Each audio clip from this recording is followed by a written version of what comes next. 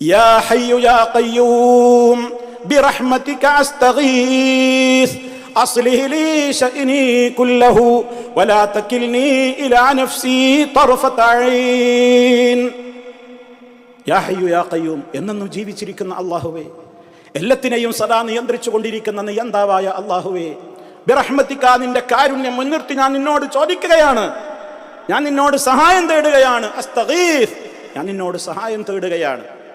എന്താ നിന്നോട് സഹായം തേടുന്നത്?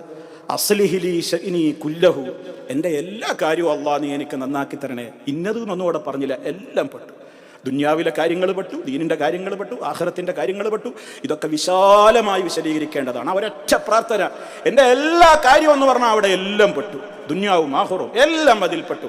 ഭാര്യ, മക്കൾ, ഭർത്താവ്, കുടുംബജീവിതം, അതുപോലെ തന്നെ ജോലി, ഏത് കാര്യങ്ങളും എന്താവട്ടെ, ശാരീരിക ആരോഗ്യം, മാനസികാരോഗ്യം, എന്തും അസ്ലിഹി ലീ ശഅനി കുല്ലഹു, എൻ്റെ എല്ലാ കാര്യവും നീ നന്നാക്കി തരണേ അല്ലാഹ്.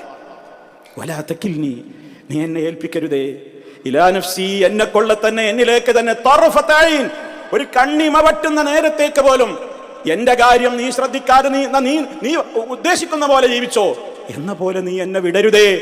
സദാ നിന്റെ കാവൽ എന്നിൽ ഉണ്ടാവണം, സദാ നിന്റെ നോട്ടം എന്നിൽ ഉണ്ടാവണം, സദാ നിന്റെ നിരീക്ഷണവും നിന്റെ റഹ്മത്തും നീ എന്നിൽ ചൊരിഞ്ഞുകൊണ്ടിരിക്കണം.